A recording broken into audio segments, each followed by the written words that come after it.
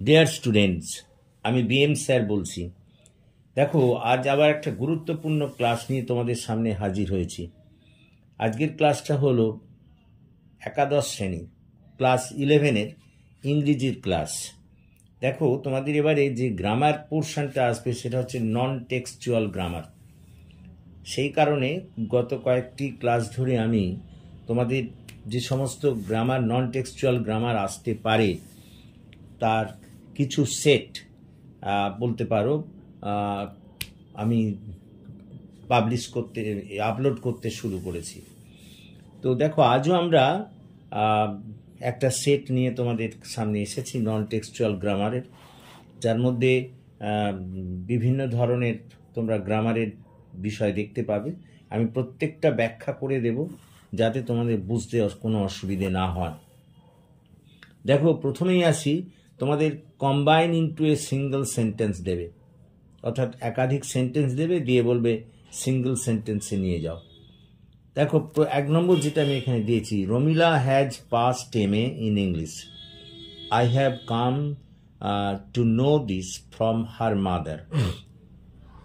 দেখো, এই যে বাক্য দুটো, এটাকে তোমাকে জয়েন করতে হবে একটা সিঙ্গল সেন্টেন্সে।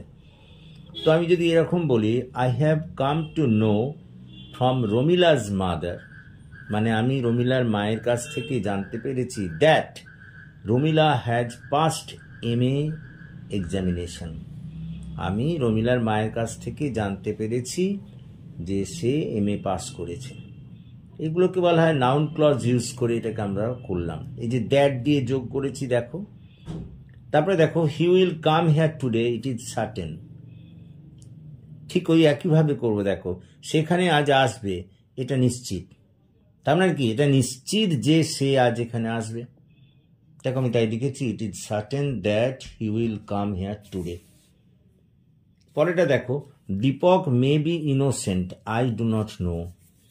দীপক নিরপরাধী হতে পারে, আই ডু নট নো, আমি এটা জানি না। তাহলে এটাকে কিভাবে করব? আই ডু নট নো, আমি জানি না, whether Deepak is innocent or not, Deepak innocent কি না আমি এটা জানি না। পরেটা দেখো, Rina will do well in coming examination, it is known to all. দেখো, একই রকম ভাবে করব। Rina will do well in the examination, মানে রিনা পরীক্ষায় ভালো করবে, এটা সকলেরই জানা। তো আমরা যদি এরকম করে বলি, এটা সকলেরই জানা যে রিনা পরীক্ষায় ভালো ফল করবে, তাহলে ওই শেষের যেটা ওটাকে আগে নিয়ে এসো। It is known to all that, noun clause ব্যবহার করে, Rina will do well in the coming examination. তাহলে হলো, it is known to all that Rina will do well in the coming examination. তারপরে আবার দেখো, হ্যাঁ, তাহলে it is known to all that Rina will do good result, তাই নাকি? রিনা ভালো রেজাল্ট করবে, বা মানে sorry, do well in the examination. তাহলে কি হলো, it is known to all that Rina will do well in the examination. Okay.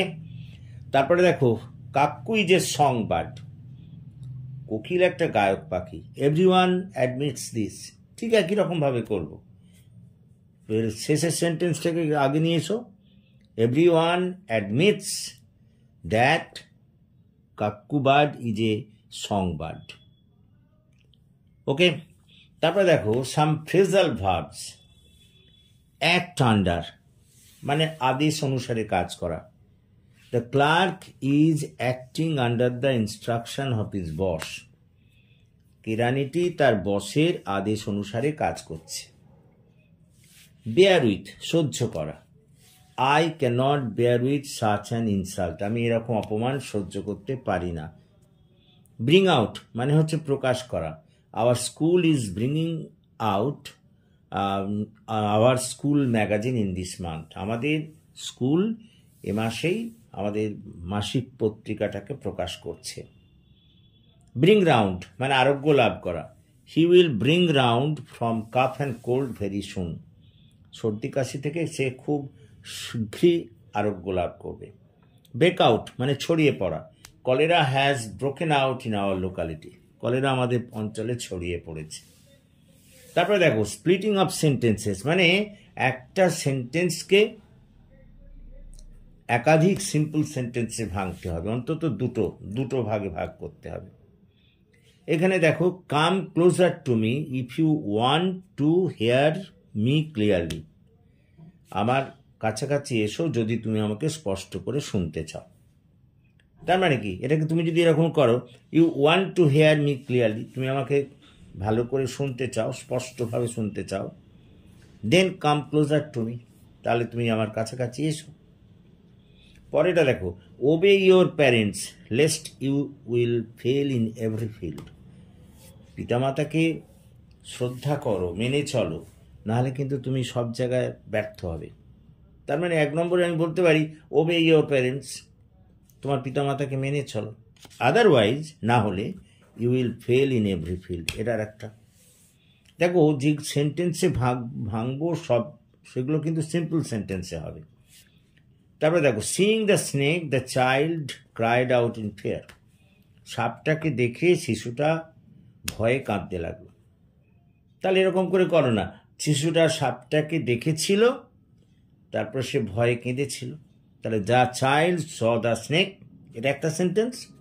তারপরে the child cried out in fear. Split মানে কি? স্প্লিট মানে তোমাকে একটা সেন্টেন্সকে ভাঙতে হবে সিম্পল সেন্টেন্সে একাধিক, অন্তত পক্ষে 2 সেন্টেন্সে।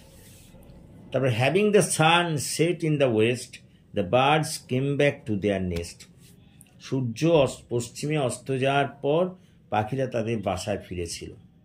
তাহলে 1 নম্বর আমরা এখানে লিখব the sun set in the west, সূর্য পশ্চিমে অস্ত গিয়েছিল। তারপরেটা the birds came back to their nest, পাখিরা তাদের বাসায় ফিরেছিল। তারপরে দেখো, my father believes in the existence of God, আমার বাবা ঈশ্বরের অস্তিত্বে বিশ্বাস করেন। তাহলে দেখো, এটাকে আমরা ভাবছি ঈশ্বরের অস্তিত্ব আছে, আমার বাবা এটা বিশ্বাস করেন। There is the existence of God, এটা একটা সেন্টেন্স। আর 2 number, my father believes it, আমার বাবা এটা বিশ্বাস করেন। তো দেখো, এই হলো আজকে আমাদের কয়েকটি গ্রামারের তোমাদের স্যাম্পল আমি দেখালাম। এগুলোকে প্র্যাকটিস করো, ঠিক এই টাইপেরই কিন্তু তোমাদের আসবে, এরকমই কিন্তু দেবে। তো আশা করি তোমরা বুঝতে পেরেছো, এবং যদি বুঝতে পারো তাহলে প্লিজ এই ক্লাসের কথা তোমাদের বন্ধুবান্ধবদের মধ্যে শেয়ার করো, তাদেরও এই ক্লাসে যোগদান করতে বলো, এবং লাইক করো, আরও বেশি করে কমেন্ট করো, শেয়ার করো, এবং তোমরা যারা এখনও আমার চ্যানেলটিকে সাবস্ক্রাইব করোনি, প্লিজ সাবস্ক্রাইব মাই চ্যানেল, আমাকে এগিয়ে আসতে সাহায্য করো, যাতে আমি আরও বেশি করে তোমাদের কাজে লাগতে পারি। So that's all for this day. Thank you for watching and listening. So good night to all of you.